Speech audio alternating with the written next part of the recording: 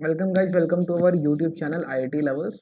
Today we had in our previous lecture we had covered till functional isomerism. तुमने नहीं देखा है जाके तो तुरंत देखो, मैं प्लेलिस्ट बनाने वाला हूँ, कुछ दिनों में प्लेलिस्ट अपडेट हो जाएगी अंडर अ वीक. और डिस्क्रिप्शन में तुमको एक लिंक मिल जाएगी, उससे तुमको एक बुक मिल जाएगी जिससे तुम मतलब बोर्ड के सारे एनालिसिस कर सकते हो, बोर्ड में 95 पे स्कोर कर सकते हो. तुमको बस जाना है, बस उस बुक की एक्सरसाइज धड़ाधड़ लगानी है. ज़्यादा क्वेश्चन है नहीं, जितना एनालिसिस 10 ईयर में आए अभी बहुत अच्छे से उसमें टॉपर्स ने लिखे हुए हैं हैंड रिटन अपने, तो वो तुम्हारे लिए बहुत ही इंपॉर्टेंट चीज़ हो सकती है. तो अब देखो मेटामेरिज्म क्या है. The type of isomerism is due to difference in nature of alkyl group attached to polyvalent atom of functional group bla bla bla.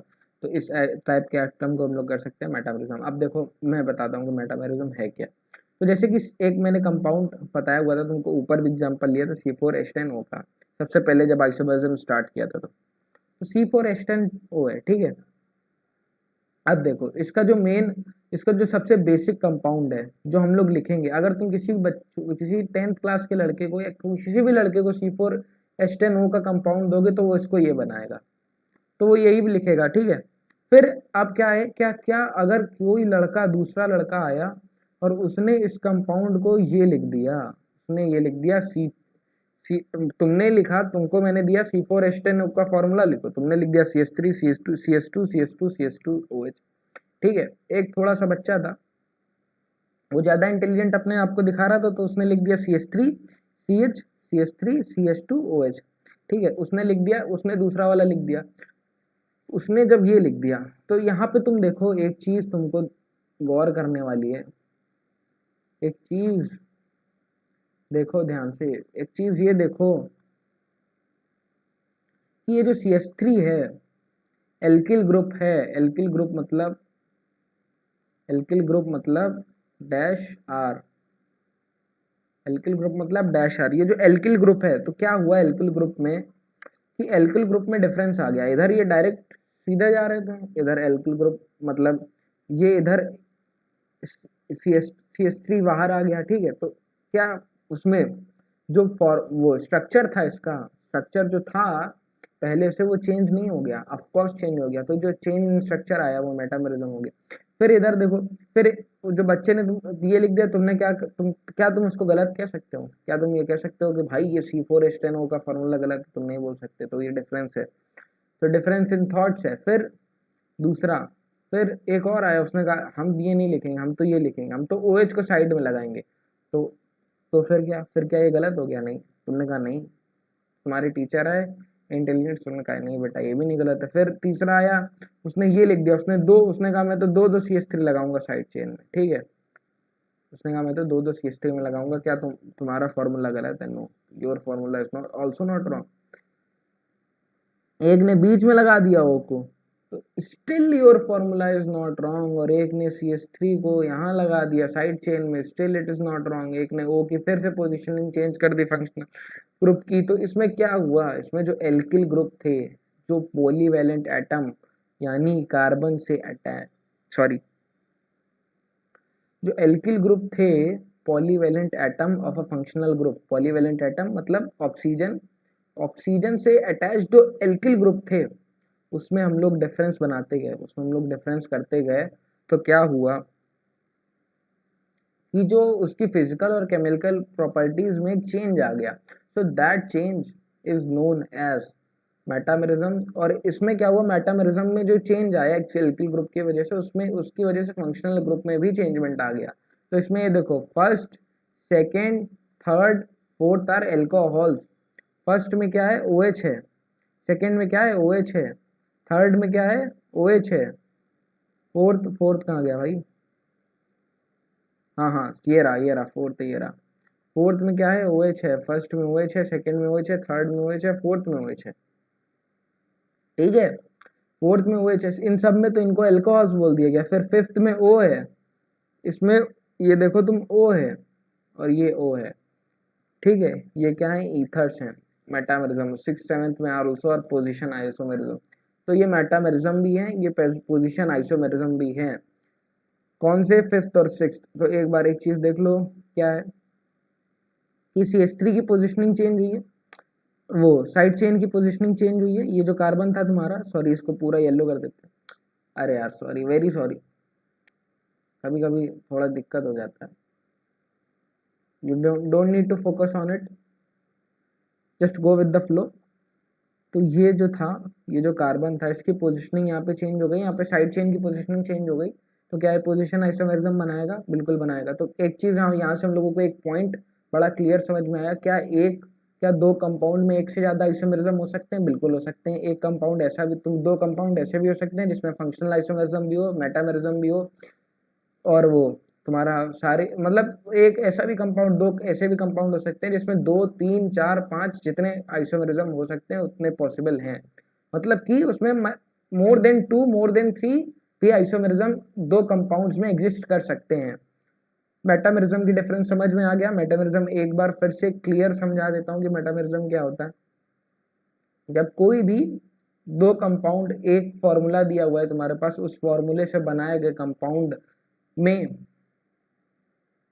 जो एल्किल ग्रुप है, उस फॉर्मूला से कंपाउंड बनाया गया जो एल्किल ग्रुप है, और एल्किल ग्रुप उससे attached polyvalent atom of a functional group, यानी जैसे COOH है, तो फंक्शनल ग्रुप के पॉलीवैलेंट एटम से जो पोजिशनिंग का डिफरेंस आता है उसी को हम लोग मेटामेरिज्म बोल देते हैं।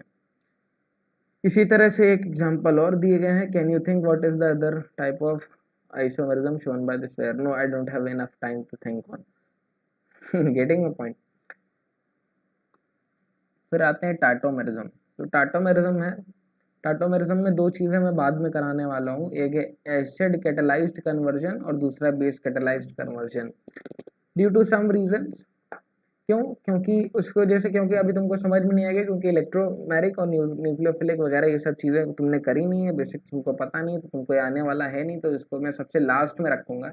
कराऊंगा मैं पूरा, जो बोर्ड में आना है सब आएगा, सब हम लोग करवाने वाले हैं। बट एसिड कैटेलाइज्ड कन्वर्जन और बेस कैटेलाइज्ड कन्वर्जन और कन्फर्मेशंस ये मैं बाद में कराऊंगा सबसे लास्ट, तो तुम्हें अच्छे से समझ में आ जाएगी चीज़ें। हाँ, तो अब आए tautomerism. What is tautomerism? Tautomerism क्या है? This type of isomerism is due to spontaneous interconversion of two isomeric forms with different functional group into each other. The term tato means constitutional isomerism that undergo rapid interconversion. They cannot be independently isolated. तो क्या होता है, कोई एक functional group था कीटो, ठीक है, कीटो means ये, कीटो मीन्स CO, ये इसको बोलते हैं कीटो, ठीक है। दूसरा फंक्शनल ग्रुप था एनॉल। तो क्या हुआ, अगर तुम इसका फॉर्मूला कैलकुलेट करो तो इंटर कन्वर्जन मतलब फंक्शनल ग्रुप के ही आपस के इंटर कन्वर्जन है, बट फॉर्मूला सेम आ रहा है, फॉर्मूला सेम आ रहा है हमारे पास। यहाँ पे फॉर्मूला क्या आ रहा है? COCH2, ठीक है। यहाँ पे CO नहीं है, सॉरी, COCH2, CO, एक कार्बन, सॉरी कार्बन कितने? दो। ऑक्सीजन कितने हैं? एक। हाइड्रोजन कितने हैं? दो।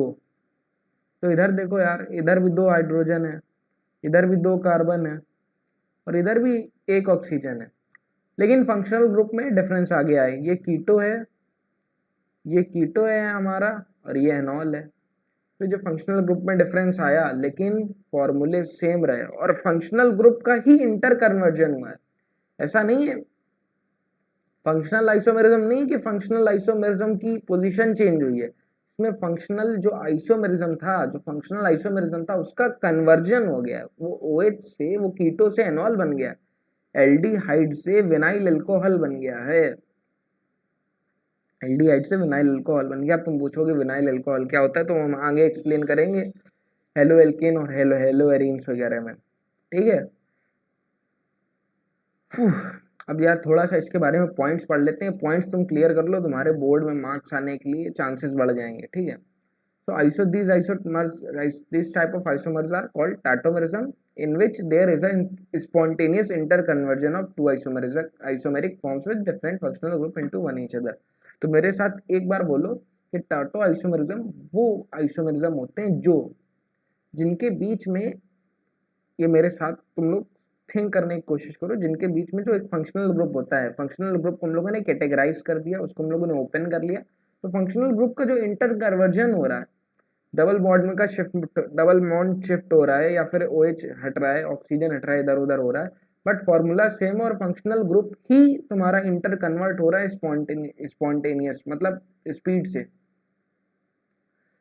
ठीक है। तो वो जो स्पॉन्टेनियस कन्वर्जन है that is known as tautomerism. Getting a point.